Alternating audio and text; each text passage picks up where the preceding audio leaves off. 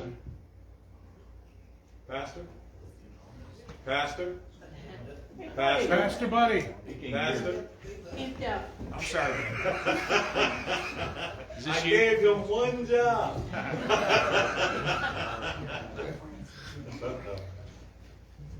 You see why that kind of irritated me? And come to find out, this battle is war. A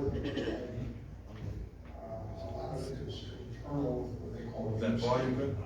These guys are that organization. So the fronts that we have, and I think this brought my attention to something that I didn't know before. Maybe it enlightened you somewhat, pass it around.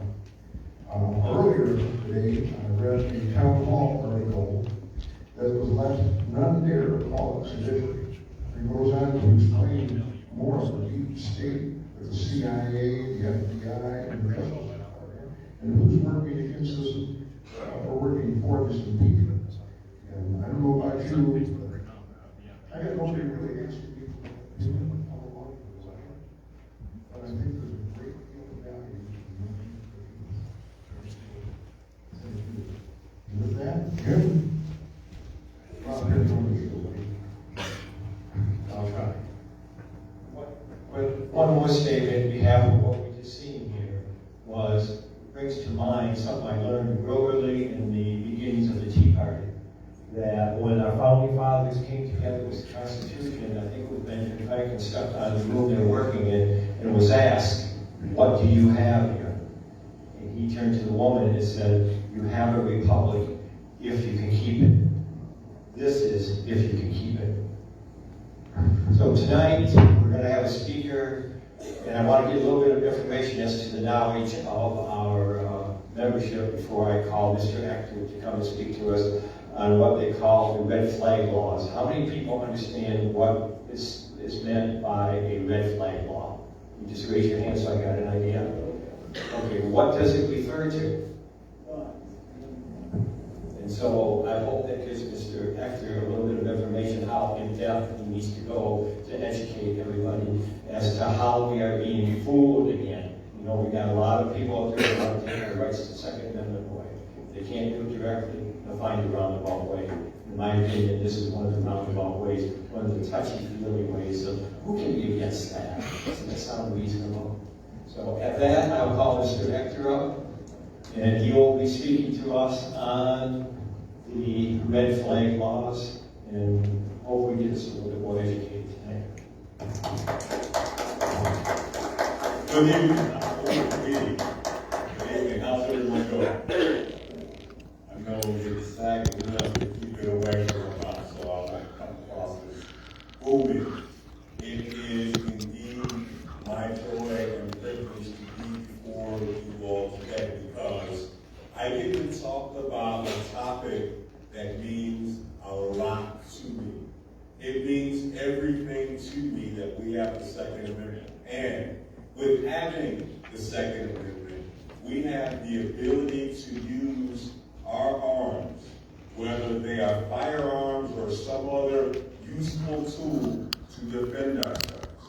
You know, it wasn't too long ago where our access to arms here in certain areas of the state of Michigan were not very open. The process was not open to everyone to participate. Specifically, it wasn't until 2001 that our state, the state of Michigan, went to a process of issuance of concealed pistol licenses to a process which was uniform across the state. Before 2001, if you wanted to get a concealed pistol license, you had to qualify under a very non-uniform set of standards. For example, some counties, if you merely asked for a concealed pistol license, they would just give it to you. Other counties, the county in which I was born and raised for 52 years, Wayne County, the process was a little more onerous. You had to qualified. You had to be a person of means. You had to be important. You had to occupy a certain job. You had to make a certain amount of money. You had to be a person who fit this very narrow band of circumstances which conveniently excluded a lot of people. It was a very devious program that existed. But it wasn't until 2001 in which we went to shall issue. And under shall issue licensing, anyone in the state of Michigan who was at least 21 years of age or older, who took a qualifying class and could pass a background check, the state of Michigan would give you a concealed pistol license. And it was a great day for the state of Michigan because we allowed a greater expansion of individuals to use firearms, to use arms to protect themselves and their families outside of their homes. And that was a great tool because I will concede that prior to 2001, I wasn't, let's just be honest, I wasn't a real huge fan of guns. As a matter of fact, I was part of a generation in which the previous generation who had widely adopted guns with this whole era of progress, with the civil rights movement. A lot of people just stopped giving importance to the Second Amendment and seeing it as being relevant. So around this era, 2001, I had been working in corporate America for a while. I'd gone to school, graduated from college, and the only gun that I owned was a 12-gauge shotgun. And the only reason why I owned that 12-gauge shotgun was because the elders in my family tree, they sat me down and said, "Hey, Rick, you are a man now. You own a home. You have a family. It is the man's job to protect his home. You need a 12-gauge shotgun." So I went out and bought a 12-gauge shotgun. Didn't learn how to load it, but I had shells in case I had to figure it out one day, just in case someone was trying to barge into my home.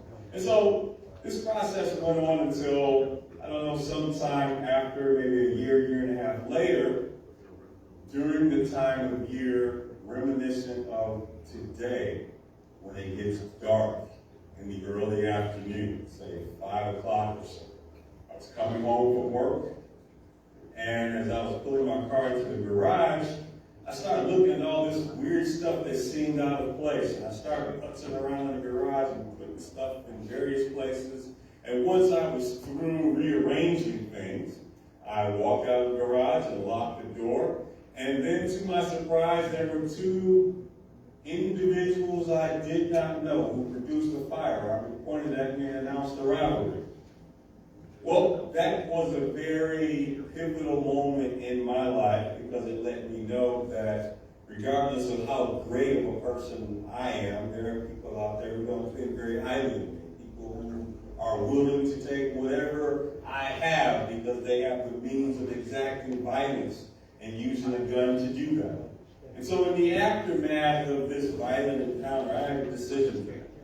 My decision was whether I was going to embrace the option of exploring the Second Amendment and gun rights and gun ownership and see if it was something that could prove useful to me. And that's the great thing that I loved about individuals who cared about the Second Amendment is that they fight for it every day, not only for themselves, but for other individuals who go through an epiphany and who change their minds later. And so as a consequence of being robbed and adopting the Second Amendment and training and becoming a firearms trainer and a gun rights activist here in Metro Detroit, there was a time in which I had a realization. And that realization is that guns is very important and that I need to take a more active role. I need to do more and to contribute and to make sure that the Second Amendment is there for other people. So it was in this path as a gun rights advocate that I received a phone call from a local TV station here in the Detroit area, Fox 2, they're actually based in Southfield.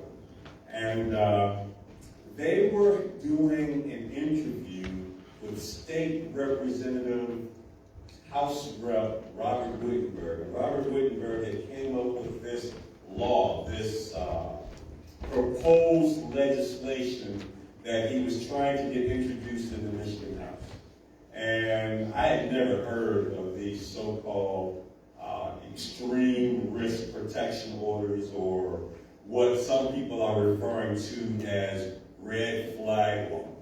And one of the things that the proponents of these red flag laws or extreme risk protection orders, they try to portray them as a panacea or as a cure-all for the things that ail us as a society. We know that in our society, in our cities, our towns, our counties, and within our state, there's a certain subclass of people who are very violent, who are bad, who are criminals. These are people who think nothing more of robbing and pillaging and victimizing their current fellow citizens for their pure selfishness, laziness, and evil. And they do it with impunity. The one thing that a lot of people are not aware of is that we have had 2 Supreme Court decisions that have made it extremely and abundantly clear as to whose responsibility it is to ensure your safety. These were 2 cases in which individuals were victimized. They were beaten, they were killed. Their families and their heirs wanted someone to answer for the heinous crimes that had been committed against their loved ones. In one case, someone had repeatedly called the police numerous times throughout the night, and the police failed to arrive in a timely fashion. The Supreme Court has made it abundantly clear that yes, someone is responsible for your safety. I will tell you who it is not. It is not the job of the government to protect you. That job, the job of protecting yourself and your family, that is your job. Okay? That is your job. And if you refuse to accept responsibility for your job, you cannot expect or anticipate any unit of government to come to your aid and to protect you. Yes, we have law enforcement officers at the federal level, at the state level, and at the local level, whose job is to protect and to serve. But that is in a general sense. They do not guarantee that no one will be a crime victim. As a matter of fact, there are people who will villainize the police for whatever reason. As a matter of fact, in the city of Detroit, there was a police officer who was killed the other day. He had approximately 14 or 17 years on the job. He was thought very highly of. And they are in the process of exploring this other police officer who supposedly didn't come to the aid of that police officer when he was being attacked. The bottom line is that you are responsible for your safety. There are police officers, allegedly, who will not come to the aid of other police officers. Most assuredly, there's probably a few who won't come to your aid when you need assistance. Therefore, I very strongly urge that each and every one of you take on a more active role in your personal protection. With respect to red flag laws, knowing that it is not the job of the government to protect you, they, however, do not want you to protect yourself. For whatever reason, they want you to be wholly dependent on the government for your protection. However, they are not legally authorized or legally responsible for providing it. So, red flag laws. What is this red flag law business? Last year, I received a call from Fox 2, that's the radio station for the CPL, this name's not the CBS, it's Fox affiliate now. Showing my age now, this is gray hair, right? I remember when the networks were different call signs. But in any case, they wanted me to come down to the Fox 2 studios and listen to what they were talking about. They had State House Rep Robert Wittenberg down in Fox 2. He was talking about this great new legislation that's been sweeping the country by storm. As a matter of fact, as of this current date today, I looked at the latest stats. There are 17 states, plus the District of Columbia, D.C., that have already adopted red flag laws as of August 1st of this year. There are 4 other states that have introduced legislation to explore adopting red flag laws in their state.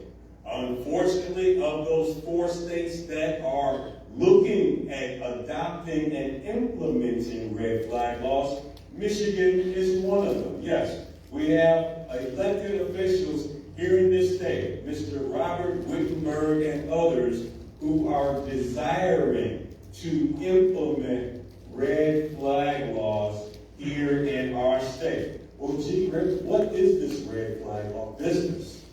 When I was down at the Fox 2 station, he was being interviewed by the local TV station Fox 2, and they were asking him about red flag laws, and he was like, well, what is this stuff? Tell us about red flag laws. How great is it? And he was basically telling a great story. He was telling stories about there are people in our society who are bad folks who somehow are slipping through the cracks. They are presenting threats to our fellow citizens. However, they have done nothing wrong that rises to the level of law enforcement getting involved. And in this period or this state of uncertainty, when supposedly the law enforcement community can't do anything, these bad guys are killing and seriously hurting people.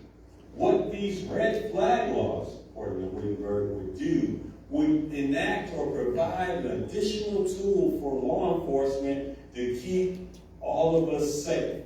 He said that there's absolutely nothing to worry about, and this is some great legislation.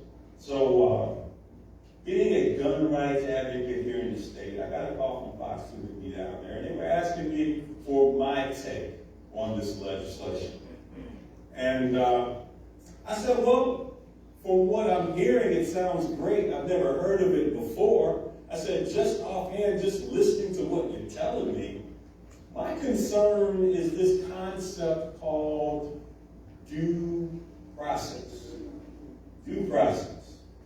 Some people may not be familiar with what due process is. Due process means is that, in a nutshell, if someone is trying to take away your freedom, if someone is trying to punish you, you have certain rights, rights of due process.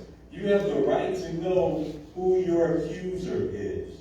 You have the right to know of what things, what evil they are accusing you of. You have the right to prepare a defense.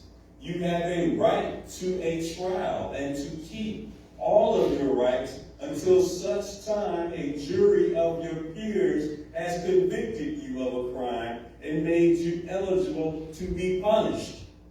But with red flag laws, that whole concept of due process is thrown out of the window. Essentially, with red flag laws, anyone, for whatever reason, and you know what? I don't want to waste your time and tell you all of the circumstances or scenarios that exist in our society in which people don't like each other.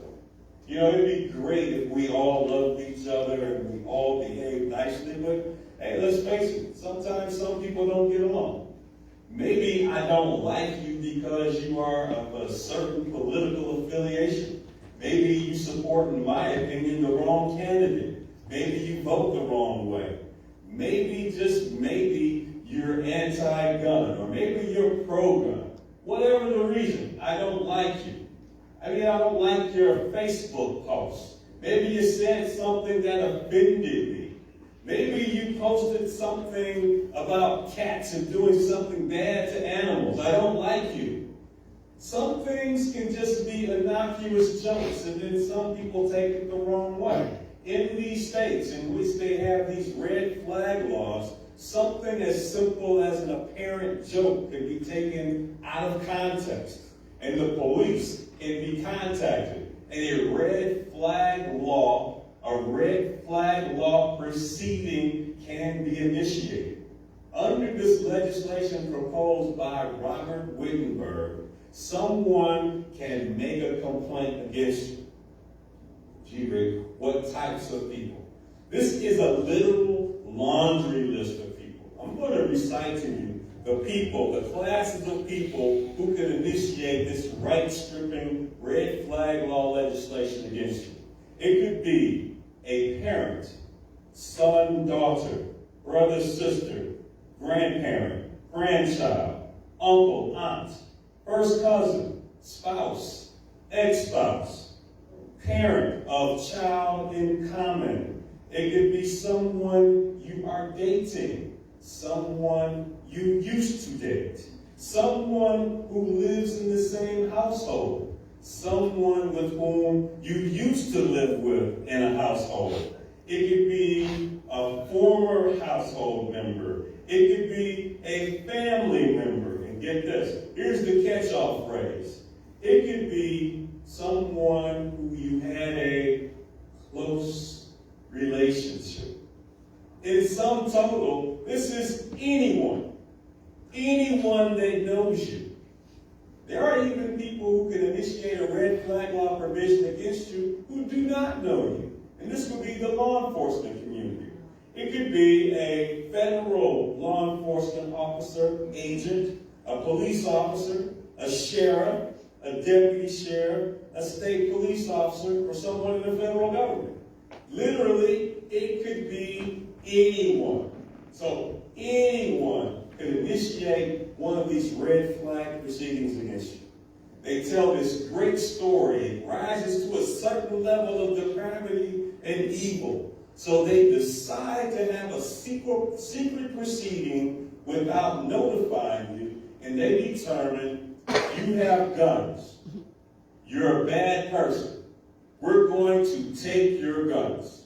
We're going to come to your house at 4 o'clock in the morning during a pre-dawn raid. We're going to kick in your door. And if you resist us thinking that you're suffering a home invasion, we are willing to kill you so that we can take your guns. If they do not kill you during this raid, they will take your guns without due process. You will be considered guilty without the benefit of a trial. If you want your guns back, you will need to file a proceeding with the court at your expense. Get this, they took your property. They deprived you of your Second Amendment right. They deprived you of due process.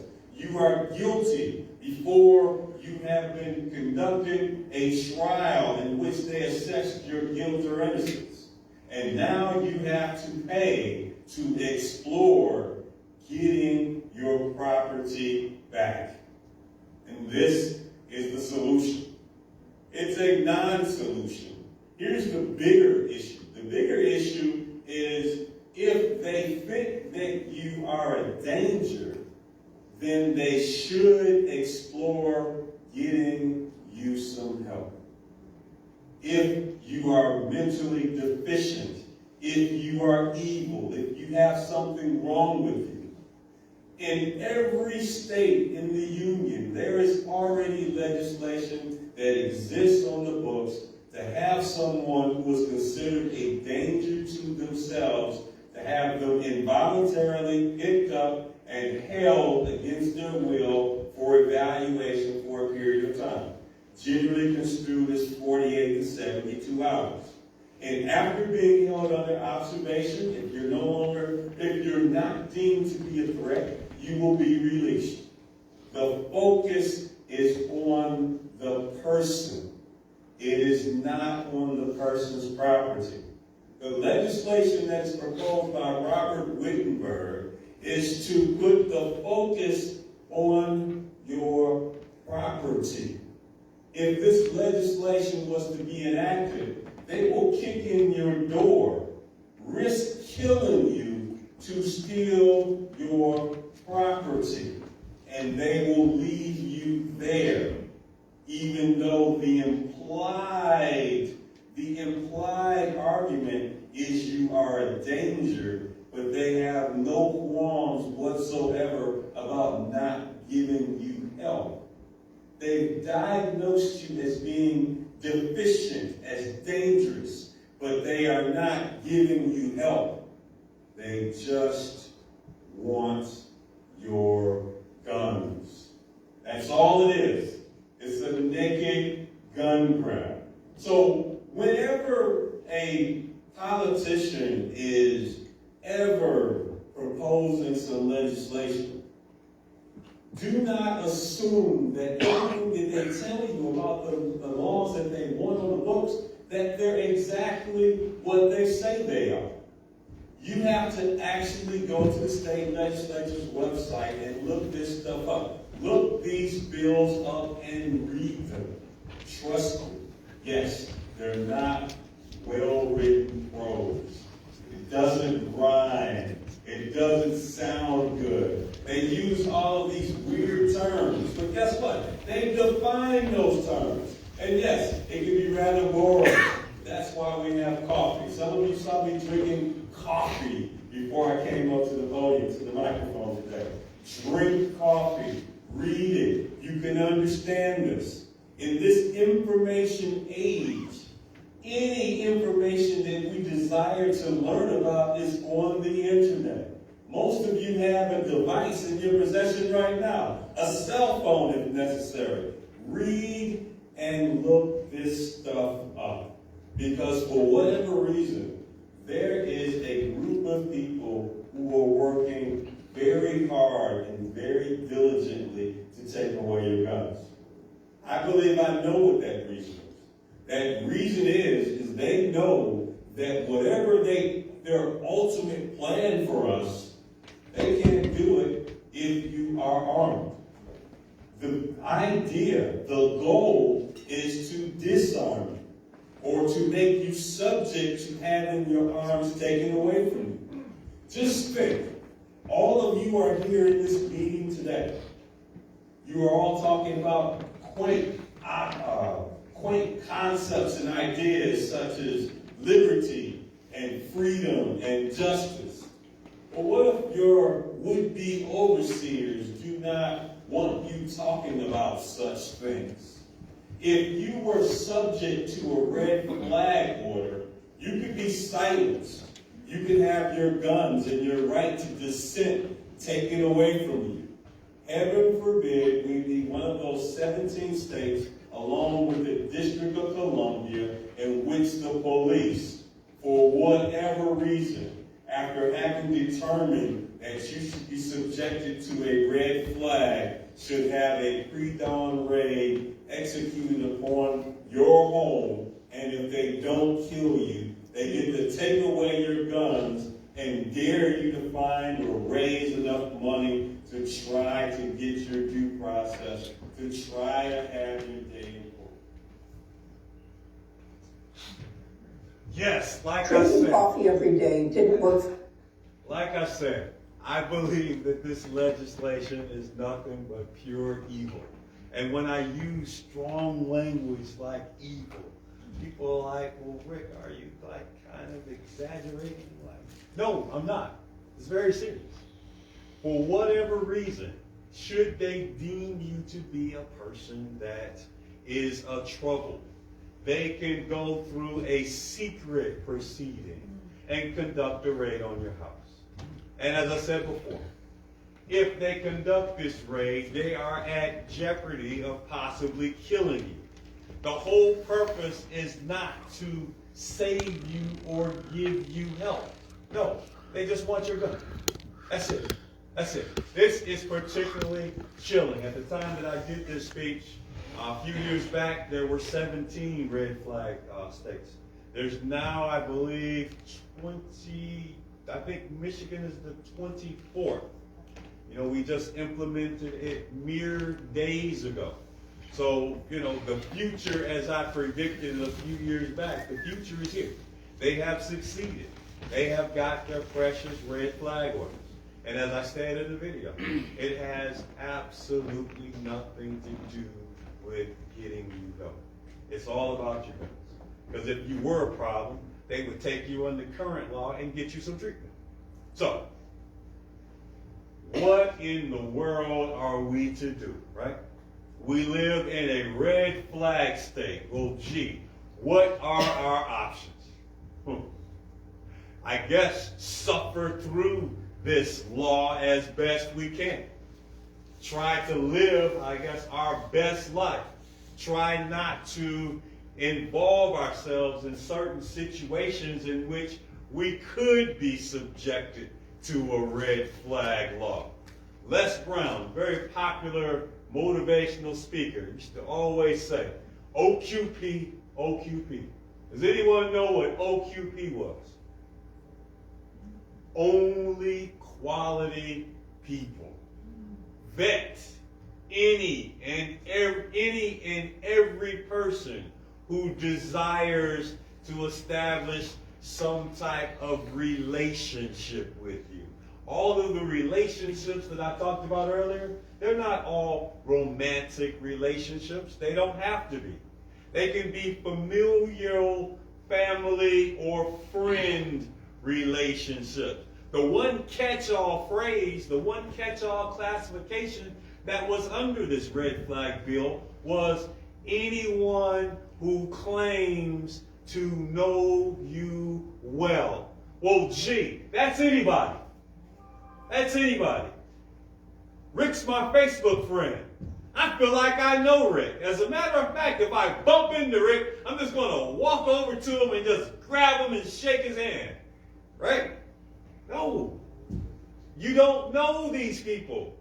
So, what do we do? Well, gee, I guess we're going to have to suffer through it.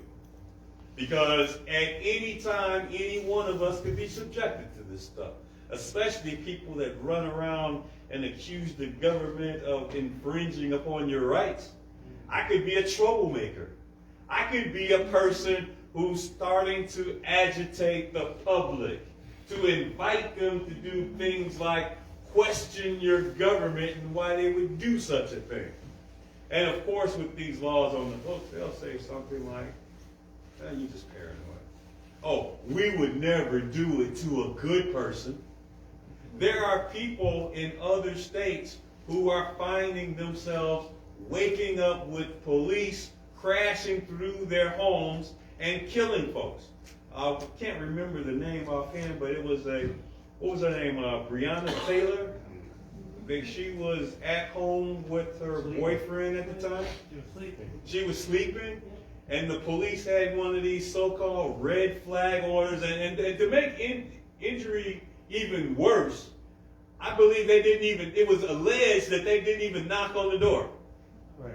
Didn't even knock. You know, it's one thing to be at home not expecting company at 3 o'clock in the morning, but gee, if you come into my house and I'm there, I did not invite you. What reasonable person would not think they were being subjected to a home invasion? I think you're totally unreasonable if you think, oh, it's probably the cops with the wrong address. Oh, we'll get this figured out in short order. And then we'll just sweep it under the rug and we'll just have a great day. No, this law is severely flawed. But, you know, when I talk like this, they accuse me of being paranoid, crazy. I might be talking myself into a red flag order. But that's okay. That's okay. Tell the truth, shame the devil. That is for sure. Question, yes? Now, if you are subject to a red flag law, won't that bar you from future gun purchases because it'll be kicked back through a background check? or the length of the red flag order, you will be barred from owning and possessing a gun. One of the ways that they like presenting this red flag order, they keep using this word temporary. We will temporarily take your gun from you. And it is for your own good. Government knows best. And then when you are better after this temporary seizure of your firearm, well then, you'll just get it back and it'll be a great world where it was before they raided your house on a no-knock warrant. But see, here's the thing. Not all of these visits by law enforcement to check up on you are a no-knock raid. Here's the thing. They say under the most extreme and dire circumstances that they do these. Well, they're not being done under the most extreme and dire circumstances. What you have is a situation in which someone makes an allegation. They take it to a judge.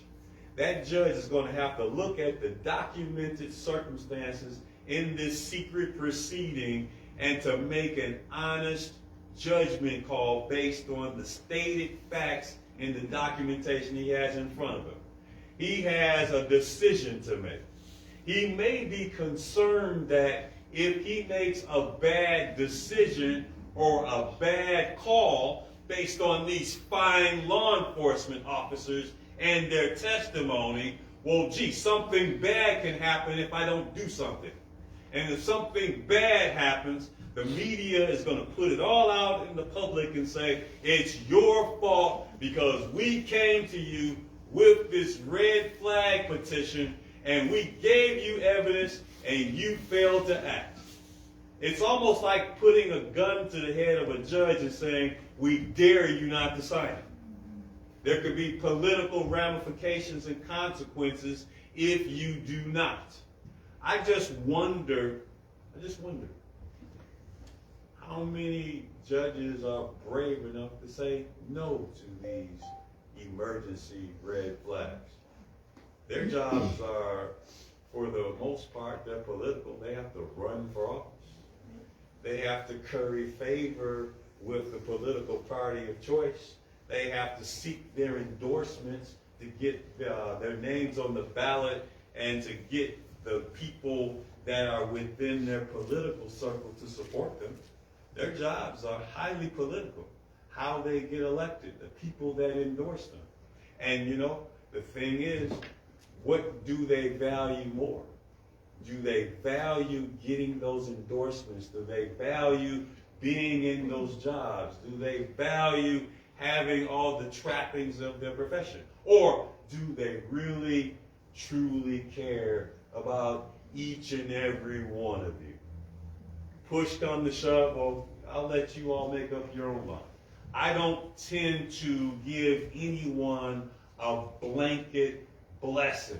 I don't say because a person is a judge or a person is a law enforcement officer that means that they're automatically a good person. No, it does not. People in these positions do bad things all the time. I'm not saying it's an epidemic, but there's evidence of wrongdoing of people in any profession. It's not just law enforcement, it's bad teachers out there.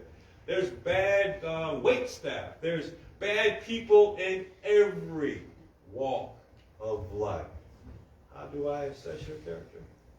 I personally assess your character by how you act, how you were raised. What do you do? What don't you do? What won't you do? What type of person you are. That's how I assess someone's character. These red flag laws are just, there's only one word I have for them. And people think I'm over the top and exaggerating. I think they're evil.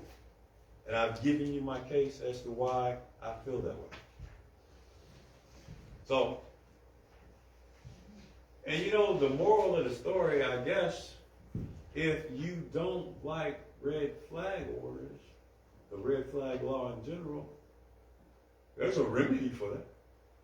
The remedy for that is to get rid of them. How do we get rid of them, Rick? Oh, gee, we have the power of the vote. Don't vote for anybody that votes for this madness. As a matter of fact, I can't tell you who it was, but I was talking with a local government official, and we had some dealings on another matter, and this local government official just truly did not understand this stuff. As I explained it to her and outlined it to her, and she was like, oh, well, I didn't know that this is what that was. And I'm like, well, gee, how do you not know what this is if you're at your job and they're saying, hey, vote for this? Maybe I'm naive. Maybe I believe that if you're an office holder and someone asks you to vote for something, you know what? Silly me, I think that you should at least read it and understand it. And you know, as part of learning more and more about the legal process, you know, I learned some really interesting things. I remember back earlier last year when they were having all these public meetings up in Lansing. You know, they would have the courtroom full of witnesses who were at those two cases we talked about up in East Lansing and over in, what's the other town? Oxford. And it got so ridiculous the amount of witnesses they let them have. It got so bad they let them have witnesses of people who weren't even there, right? They had witnesses. I remember this one woman's testimony, and I really could not believe that they allowed her to testify. Her testimony was that her son went to that school, went to Oxford, and she heard of some calamity on the news. She heard we're getting various phone calls, and she was thinking that her child was actually at the school when the shooting happened, right? And so, key point of the story was her son wasn't even at the school. So she was allowed to sit in this subcommittee hearing on red flag laws for no reason whatsoever, because she heard about it. She thought her kid might have been there. She felt some kind of way about it. So she get to consume all of this precious time to take testimony during the open comment period of this proposed law. And you know what? It really got bad. They only allowed the program people to have 2 people testify. Those 2 people testified together, and together their testimony was 10 minutes. Pro-gun, anti-red flag, 2 people, 10 minutes at the same time. And that's all the time that we got. Hour after hour after hour, witness after witness. Many people weren't even there, were not affected, but they got to talk about their feelings and how it made them feel. And I'm like, oh my God, is this how we actually make it pass laws in this country? In this state? Are you serious? Yes, this is what they do. Am I ranting? Any questions or concerns about red flag laws? Question from the video group. Pastor. Well, just the real deal. What Rick was speaking about. All you have to do is do a simple Google search. There have been several people who have been hit with these red flag laws without due process, all those things.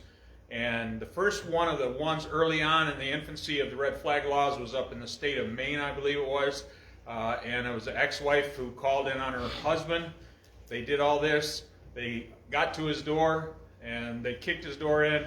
He came out. They shot and killed him, shot and killed his dog, and took his guns.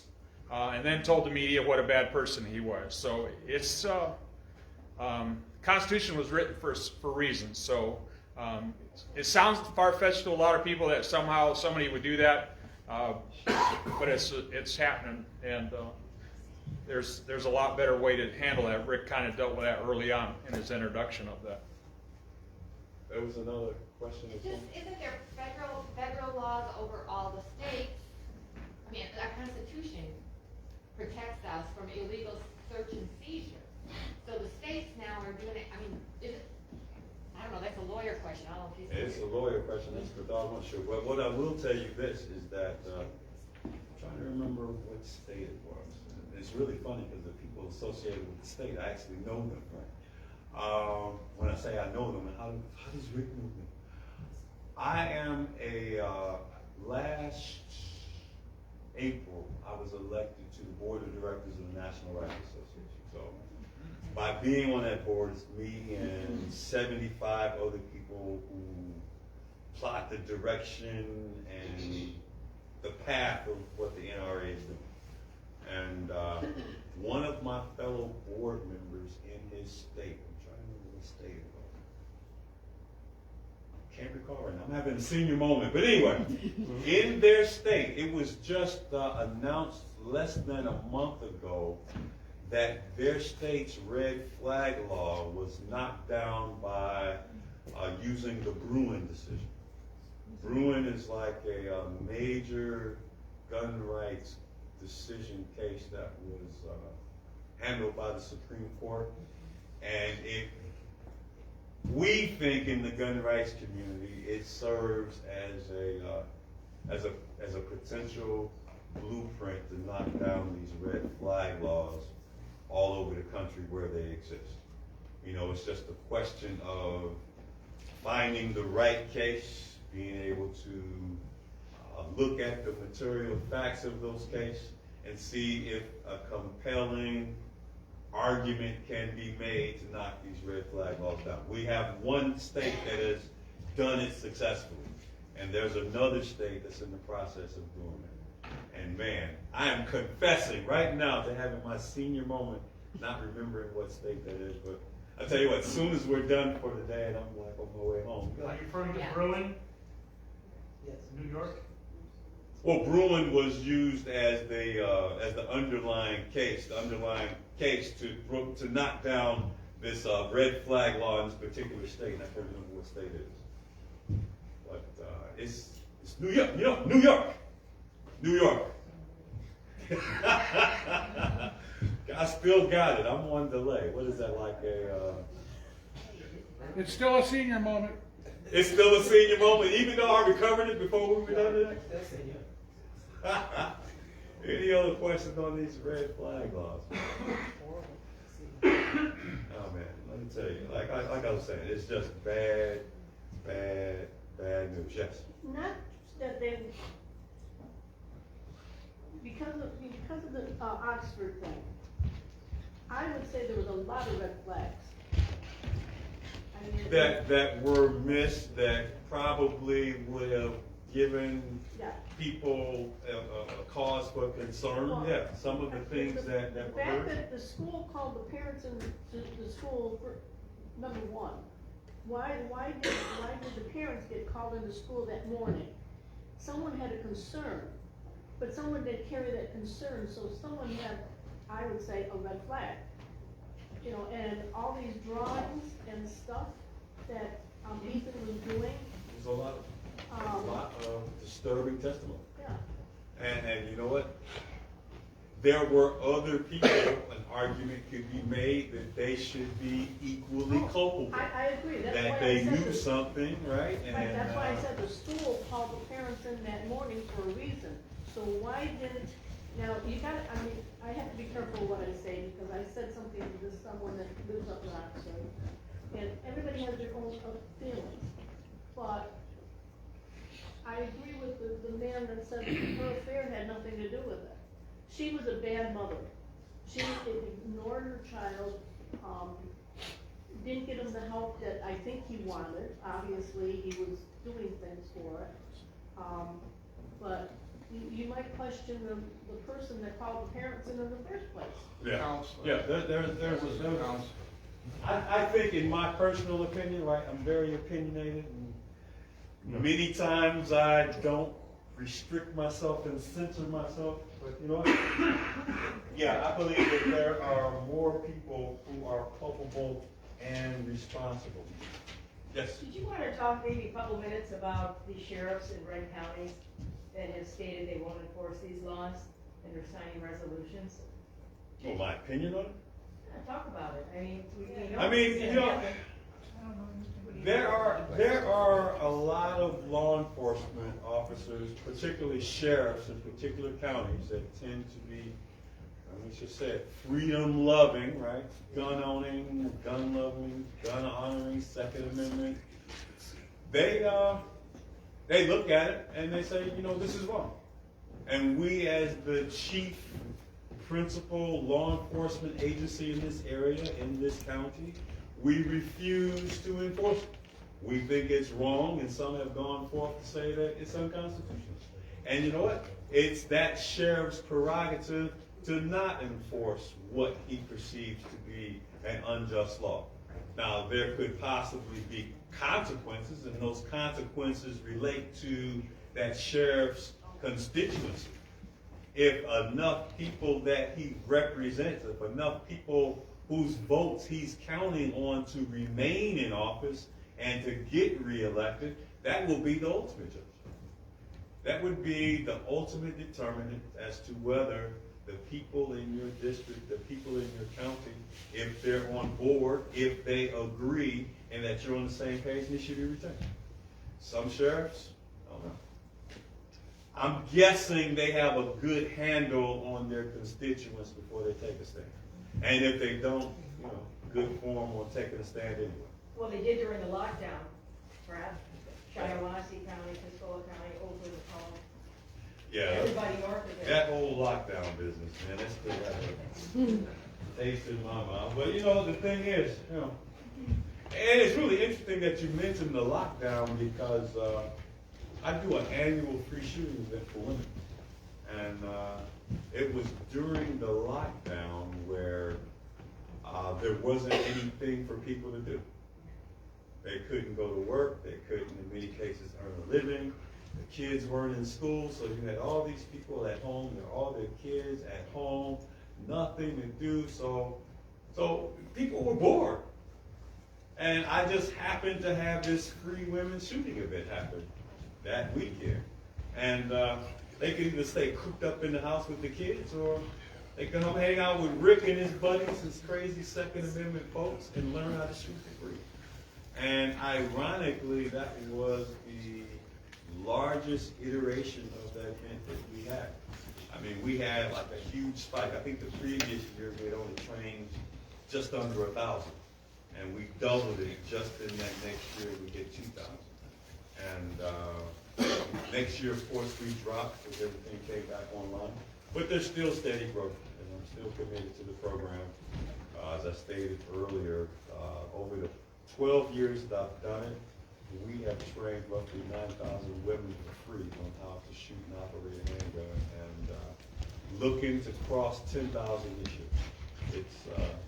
It's truly the thing that I enjoy, and I can hang my hat on it. When I one day leave this place, I can feel really good about empowering people and doing a good thing. Question? What is the next one? The next one, the date is already set. I can't tell you the exact date, but I'll tell you when it happens. Okay. It has been standardized by me to be the last weekend in July. Look at a calendar and look at July, and you'll see that last weekend, that Saturday, Sunday. I'm going to do it 2 days. This year, I'm still figuring out how I'm going to do it. There's some things I have to figure out in terms of which range is going to do what, and some of that stuff I haven't really publicly published, and then here I am recording it on video. But yeah, it will be the last weekend in July, right? I should think before I speak, all right? Kyle, is that you? Kyle, is that you? Kyle? Yeah, you're not Kyle, right? No, I'm Adam. I'm looking for Kyle. Kyle is supposed to be here by now. But anyway. Anything else on red flags before I take over to the next topic at hand? We have another onerous gun law to talk about, right?